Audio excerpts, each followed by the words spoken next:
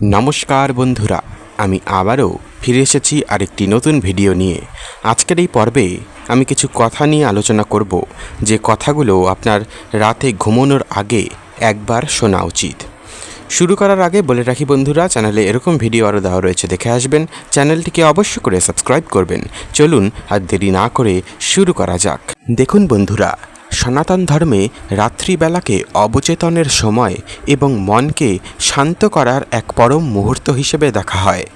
সারাদিনের কর্মব্যস্ততা, কোলাহল আর মানসিক ক্লান্তির পর রাতের শান্ত পরিবেশই মানুষ নিজের আত্মার সবচেয়ে কাছাকাছি পৌঁছাতে পারে। ভগবান শ্রীকৃষ্ণ অর্জুনকে গীতায় মনকে শান্ত ও নিয়ন্ত্রণ করার যে উপদেশ দিয়েছিলেন, তার নির্যাস যদি রাতে ঘুমানোর আগে একবার হৃদয়ে ধারণ করা যায়, তবে মানুষের জীবন সম্পূর্ণরূপে বদলে যেতে পারে। প্রথম, আজকের সমস্ত কর্ম ও ফল ঈশ্বরের চরণে সমর্পণ করুন। দিন শেষে আমাদের মনে সারাদিনের ভালো মন্দ কাজের নানা চিন্তা ঘুরপাক খায়। কোনো কাজে সাফল্য পেলে আনন্দ, আর ব্যর্থ হলে তীব্র অনুশোচনা আমাদের ঘুম কেড়ে নেয়। শ্রীকৃষ্ণের বাণী গীতায় কৃষ্ণ বলেছেন, রাতে চোখ বন্ধ করার আগে নিজেকে বলুন, সারাদিন আমি আমার সাধ্যমতো কর্ম করেছি, এখন তার ভালো মন্দ সমস্ত ফল আমি ঈশ্বরের চরণে সঁপে দিলাম। এই সমর্পণ আপনার মনকে মুহূর্তের মধ্যে হালকা ও চিন্তামুক্ত করে দেবে। দ্বিতীয়ত, সারাদিনের সমস্ত ক্ষোভ ও মানুষকে ক্ষমা করে দিন। সারাদিনে কেউ হয়তো আপনাকে আঘাত করেছে, আপনার সাথে অন্যায় ব্যবহার করেছে, কিংবা আপনাকে ছোট করেছে। এই ক্ষোভ ও রাগ মনের ভেতর পুষে রেখে ঘুমাতে গেলে তা বিষের মতো আপনার মানসিক শান্তি নষ্ট করে। শ্রীকৃষ্ণের বাণী ঘুমানোর আগে মনে মনে বলুন, আজ যারা আমাকে কষ্ট দিয়েছে আমি তাদের সবাইকে ক্ষমা করলাম। এই ক্ষমা অন্যের উপকারের জন্য নয়, নিজের মনকে বিষমুক্ত করার জন্য। যে হৃদয় ক্ষমার আলোয় আলোকিত, ঈশ্বর সেখানে নিজেই অবস্থান করেন। তৃতীয়, আগামীকালের চিন্তা ও উদ্বেগ ত্যাগ করুন। আগামীকাল কি হবে, কিভাবে সংসার চলবে, ক্যারিয়ারের কি হবে, এইসব ভবিষ্যৎ নিয়ে অতিরিক্ত চিন্তা আজকের যুগের মানুষের অনিদ্রার প্রধান কারণ।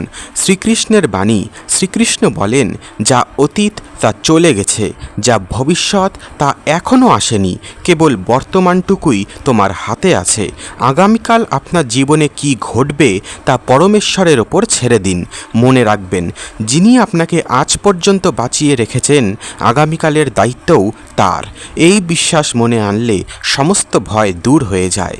চতুর্থ, নিজের ভুলগুলোকে মেনে নিয়ে আত্মশুদ্ধির সংকল্প করুন। সারাদিনে নিজের অজান্তেই আমরা হয়তো কোনো ভুল করে ফেলি, কারো মন ভেঙে দেই।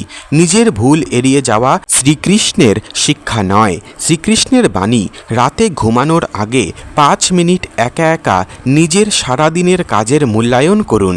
নিজের ভুলগুলোকে সততার সাথে স্বীকার করুন এবং মনে মনে পরমেশ্বরের কাছে ক্ষমা চেয়ে নিন। সংকল্প করুন যে আগামীকাল আপনি আজকের চেয়ে আরও একটু ভালো মানুষ হয়ে উঠবেন। এই আত্মশুদ্ধি মানুষের জীবন বদলে দেয়। পঞ্চম, পরম শান্তিতে ঈশ্বরের নামের স্মরণ, যেটাকে বলা হয় মৌন ধ্যান। ঘুমানোর ঠিক আগের মুহূর্তটিতে মন এক বিশেষ তরঙ্গস্তরে থাকে। এই সময় আপনি যা ভাববেন বা শুনবেন তা সরাসরি আপনার অবচেতন মনে গভীর প্রভাব ফেলে। শ্রীকৃষ্ণের বাণী, সমস্ত জাগতিক চিন্তা দূরে সরিয়ে রেখে বিছানায় শুয়ে কেবল ঈশ্বরের নাম, কোনো পবিত্র মন্ত্র বা তার বিশ্বরূপের কথা স্মরণ করুন। মনে মনে ভাবুন, এক পরম শক্তি আপনাকে চারপাশ থেকে আগলে রেখেছে। এই পরম নিরাপত্তা ও বিশ্বাসের অনুভূতি নিয়ে ঘুমোতে গেলে আপনার ঘুম হবে গভীর এবং পরদিন সকালে আপনি এক অদ্ভুত ইতিবাচক শক্তি নিয়ে জেগে উঠবেন। জীবন বদলে যাওয়ার মূল চাবিকাঠি, প্রতিদিন রাতে ঘুমানোর আগের এই 15টি মিনিট আপনার অবচেতন মনকে নতুন করে সাজায়। শ্রীকৃষ্ণের এই শরণাগতির মন্ত্র যিনি প্রতিদিন রাতে একবার নিজের অন্তরে শুনবেন এবং অনুভব করবেন, তার জীবন থেকে হতাশা, ভয় এবং মানসিক অশান্তি চিরতরে দূর হতে বাধ্য। ঈশ্বরীয় শান্তিতে মন ভরিয়ে তোলাই এই শিক্ষার আসল উদ্দেশ্য। আজকের জন্য এ পর্যন্তই বন্ধুরা, দেখা হচ্ছে পরের ভিডিওতে। সকলেই ভালো থাকবেন, সুস্থ থাকবেন, চ্যানেলটিকে অবশ্যই করে সাবস্ক্রাইব করবেন, বাকি ভিডিওগুলোও দেখে আসবেন। ধন্যবাদ।